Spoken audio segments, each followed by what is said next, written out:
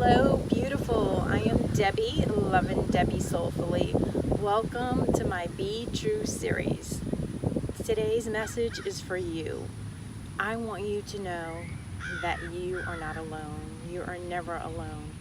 If you're a victim, a survivor, if you're going through violence, domestic abuse, you are not alone. You are never alone. The more I share about myself, the more I heal. Someone recently asked me, why do I share something so intimate? Because I have a voice. I once didn't have that, and I'm going to use that voice to help others. I feel a deep calling from God to help, to inspire. I'm in my favorite place again. I feel just a connection right here. I just was gonna maybe think about recording somewhere else, but this is where I need to be at this time, in this moment, sharing my journey with you. I think a real trigger for me was when my youngest daughter turned 16.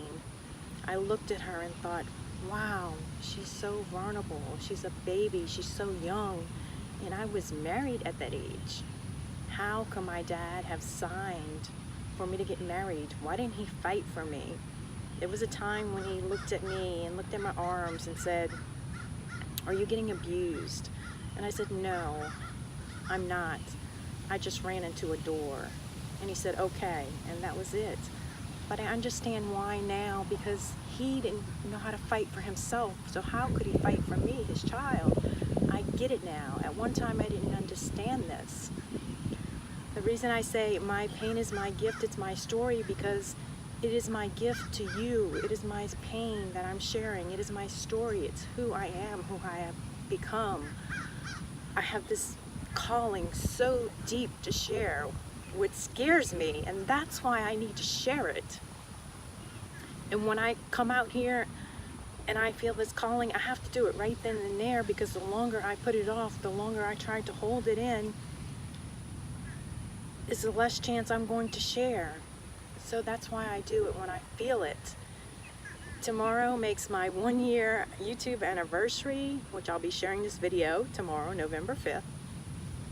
When I started sharing my journey, it was just about my weight loss. I had no idea that I was going to start sharing so much of myself, so deeply, this part that I kept hidden, that I kept locked.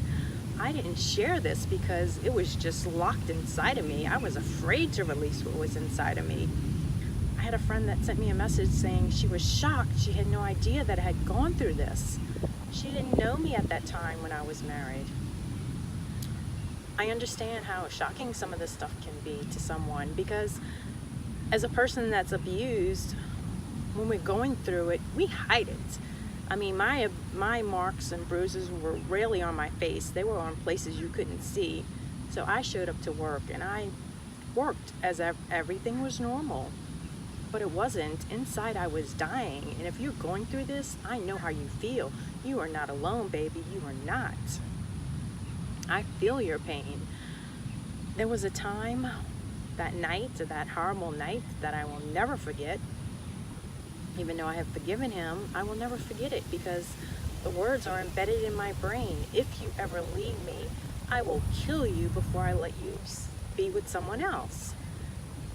Some people don't understand. If you have a chance, why don't you leave him? Because you are so scared, you are terrified.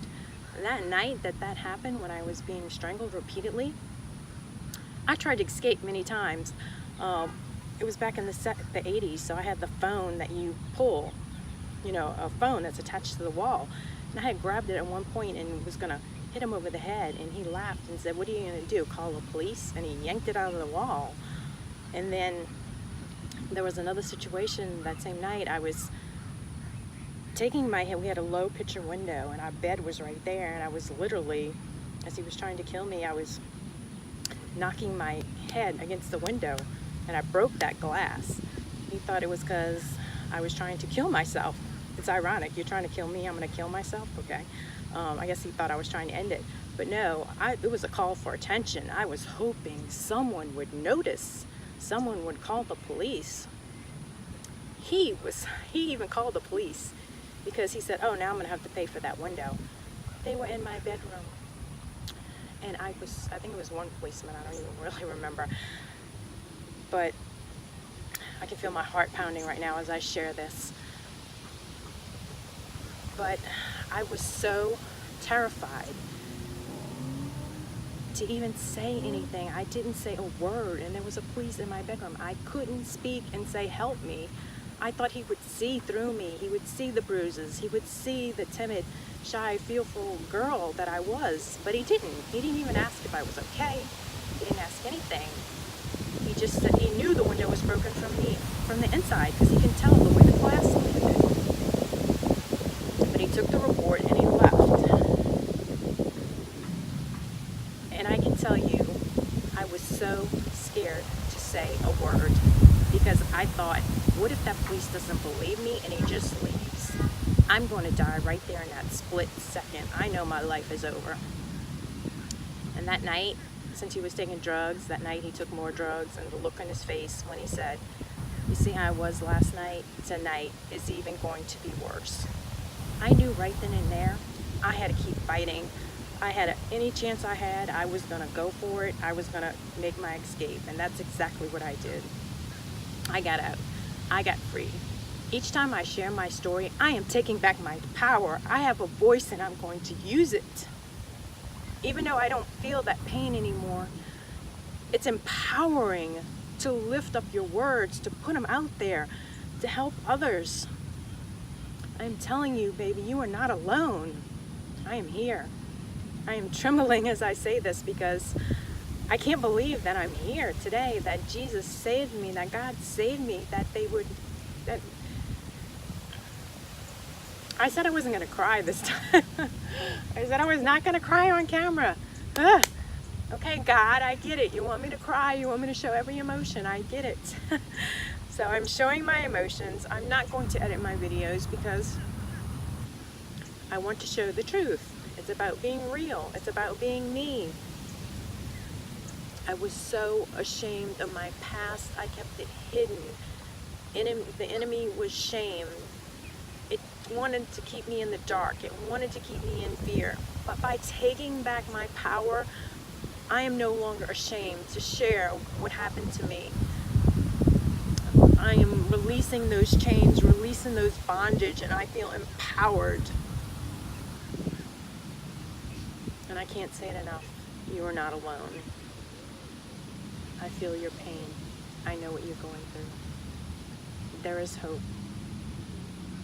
It happened to me a long time ago. And I know how hard it is just to forget it. It's not something you just get over. You never just get over it. You might hide it, you might conceal it, you might tuck it deep inside your heart and soul. You might have resentment, you might have anger, you might have hatred, which is all understandable. I get it. I know where you're coming from. I used to hate myself, hate my life. But now I love my life, and I'm grateful, and I know that God saved me for a purpose, for a reason. And my pain is my gift. It is my story, and I'm going to keep sharing it.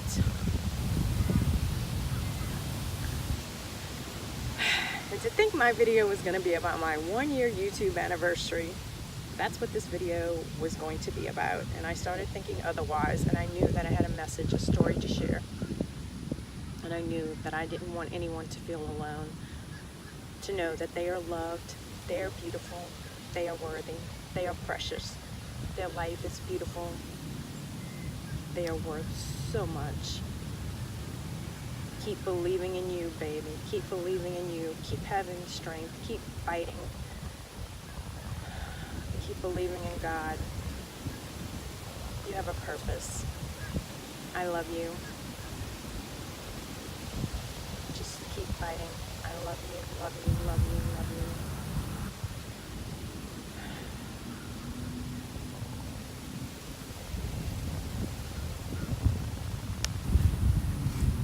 Wow, I just watched my video.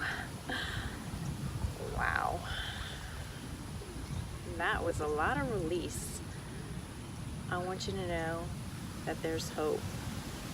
My youngest daughter recently asked me, Mom, what if he sees your video? What if he finds you and she basically says he kills you, finishes the job? I told her, I think he has moved on. You have nothing to worry about. I know that God didn't keep me alive to have my life end like that. It's so beautiful out here. It's getting ready to storm, but it's so beautiful.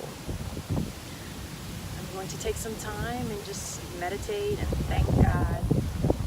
Just be thankful. Thankful for every moment. Be present.